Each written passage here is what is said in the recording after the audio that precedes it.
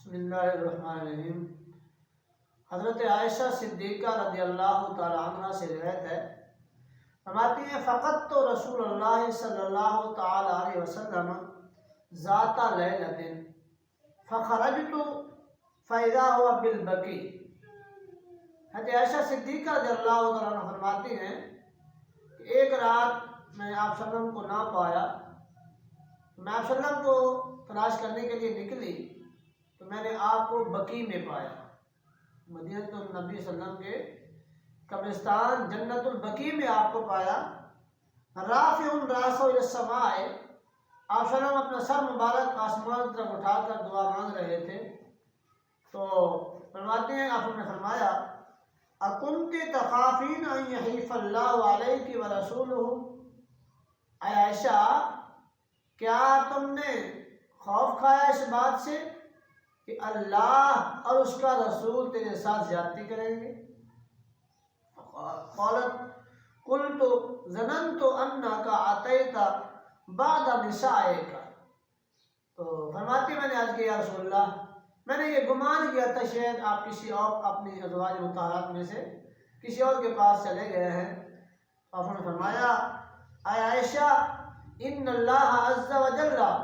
ینزل لیلۃ النصف من شعبان الی السماء الدنیا۔ اے عائشہ صدیقہ رضی اللہ تعالی عنہ، اے میری پیاری محبوبہ، اللہ تبارک و تعالی اس رات میں یعنی شعبان المعظم کی 15ویں رات میں اللہ تبارک و تعالی آسمان دنیا پر نزول فرماتے ہیں، فیغفر لاکثر من عدد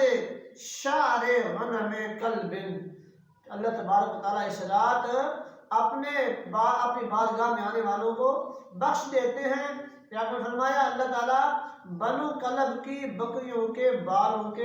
بالوں سے بھی زیادہ گناہ گاروں کی بخشش فرما دیتے ہیں۔ اس حدیث پاک کو کثیر محدثین نے روایت کیا۔ ایسے 15 شعبان المعظم کی رات کے حوالے سے جو روایات ہیں، 13 سے زیادہ صحابہ نے ان احادیث کو روایت کیا ہے،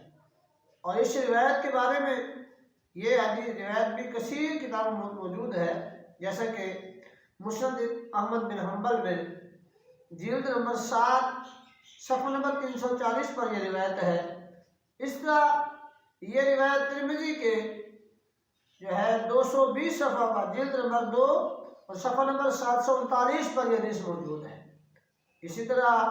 یہ حدیث ہمارے کثیر طرق سے مروی ہے، اور درجنوں کتابوں میں یہ حدیث کی درجنوں کتابوں میں یہ حدیث موجود ہے، اور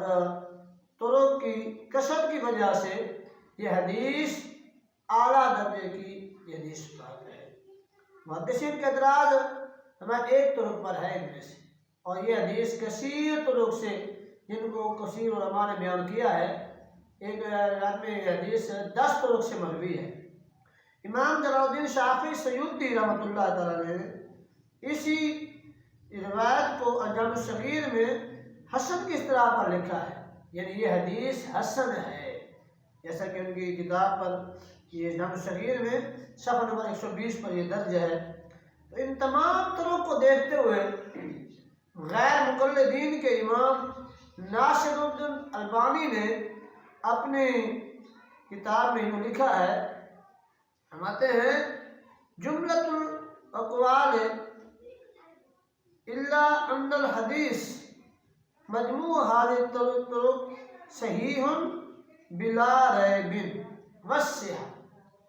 والصحة تثبت باقل منها عددا ما دامت سالمة من الضعف الشدید کما هو الشان فی هذا الحدیث۔ فرماتے ہیں لوگوں یہ حدیث کثیر طرق سے مروی ہونے کی وجہ سے یہ صحیح ہے، بلا ریب ہے، اس میں کوئی شک نہیں ہے، اور فرماتے ہیں صحت تو اس سے کم طرق سے بھی ثابت ہو جاتی ہے، ہاں جب تک ضعف شدید سے محفوظ ہو، جیسا کہ اس حدیث پاک کی شان ہے کہ حدیث ٹھیک ہے اس میں تھوڑا سا ضعف ہے، لیکن جب کثیر طرق سے مروی ہے تو اس کی صحت ثابت ہو گئی۔ یہ اصل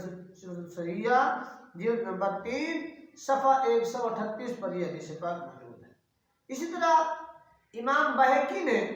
اس حدیث کو بیان کرنے کے بعد فرمایا وَلِهَذَا الْحَدِيثِ شَوَاهِدٌ مِّنْ حَدِيثِ عائشہ۔ شعب الایمان کے اندر آپ فرماتے ہیں کہ اس حدیث کے کثیر شواہد ہیں۔ یہ مرسل عائشہ صدیقہ رضی اللہ تعالیٰ عنہ ہے۔ اسی طرح اسی متن کے ساتھ حضرت صدیق اکبر سے بھی ایک مرسل روایت ہے جو کہ آپ کی کسی 22 کتب کے اندر یہ حدیث پاک موجود ہے۔ فرماتے ہیں یطلع اللہ الی جمیع خلقہ لیلۃ النصف من شعبان فیغفر لجمیع خلقہ الا لمشرک او مشاہد۔ ابن ماجہ کے اندر یہ حدیث روایت ہے، صفحہ نمبر 445 پر جلد نمبر 2 میں ہے۔ فرماتے ہیں کہ یہ اللہ تعالیٰ زمین پر اپنی تمام مخلوقات کی طرف اپنی نظر کرم فرماتے ہیں اور ان میں سے کثیر کو بخش دیتے ہیں، ہاں سوائے 2 آدمیوں کے، ایک مشرک اور ایک مشاہد، یعنی دل میں کینہ رکھنے والا۔ اس حدیث کو بزار میں روایت کیا ہے جلد نمبر 2 صفحہ 430 پر۔ اس طرح ابن خزیمہ نے جلد نمبر 3 صفحہ نمبر 326 پر روایت کیا ہے۔ اس طرح ابن ابی عاصم نے السنہ کے اندر جلد نمبر 4 صفحہ 221 پر روایت کیا ہے، اور مسند بزاز کے الفاظ اس طرح ہے ان اللہ ینزل لیلۃ النصف من شعبان الی سماء الدنیا فیغفر لکل نفس الا اثنین فی قلبہ شہناء ومشرک باللہ۔ اس روایت کو اس طرح شعب الایمان کی جلد نمبر 3 صفحہ 381 پر ذکر کیا گیا ہے، اور امام ابن خزیمہ نے کتاب التوحید کے اندر اس حدیث کو صحیح قرار دیا ہے۔ اس طرح غیر مقلدین کے امام ناصر الالبانی نے کتاب السنہ میں اس حدیث کو صحیح قرار دیا ہے۔ امام حیثمی تاریخ فرماتے ہیں روایت البزاز ہے وفیہ عبد الملک بن عبد الملک ذکرہ ابن ابی حاتم فی الجرح والتعدیل ولم یضعفہ بقیت رجال ثقات۔ فرماتے ہیں کہ اس روایت کے اندر عبد الملک بن عبد الملک ہیں جن کو امام جرح و تعدیل امام ابن ابی حاتم نے ذکر کیا ہے، لیکن ان کی تضعیف نہیں فرمائی، انہیں ضعیف راوی قرار نہیں دیا، ہاں ان کے علاوہ بقیہ اس کے رجال جو ہیں وہ ثقات ہیں۔ اسی طرح کثیر ائمہ جرح و تعدیل نے اس حدیث پاک کو روایت کیا ہے اور انہوں نے اس پر بحث فرمائی ہے، تو اس تمام بات سے یہ بات ثابت ہوتی ہے کہ 15 شعبان معظم کی رات کے حوالہ سے جو روایات موجود ہیں وہ صحیح ہیں، تو بقیہ رہا فضائل اعمال کے معاملہ میں تو ضعیف روایت پر بھی عمل کرنا درست ہوتا ہے، علماء محدثین کے نزدیک کہ فضائل اعمال میں ضعیف روایات پر عمل بھی کرنا درست ہوتا ہے، لیکن یہ تو حدیث صحیح ثابت ہے، اور وہ بھی غیر مقلدین کے ائمہ کے نزدیک، بقیہ کثیر ائمہ کے نزدیک یہ حدیث صحیح ثابت ہے، اور کثیر صحابہ نے اس حدیث کو روایت کیا ہے، جن میں حضرت ابوبکر صدیق ہیں، حضرت علی المرتضیٰ رضی اللہ تعالیٰ عنہ ہیں، اس طرح امام ابو موسیٰ اشعری ہیں، کثیر محدثین نے اس حدیث کو روایت کیا ہے۔ ان تمام بات سے یہ بات ثابت ہوئی کہ حدیث صحیح ہے، اور اس رات میں جاگنا، اللہ تبارک و تعالیٰ کی عبادت کرنا، یہ صحیح سنت سے ثابت ہے۔ پھر آقا نے قبرستان میں جا کر اپنی امت کے لیے بخشش کی دعا فرمائی۔ اللہ تعالیٰ ہمیں عمل کی توفیق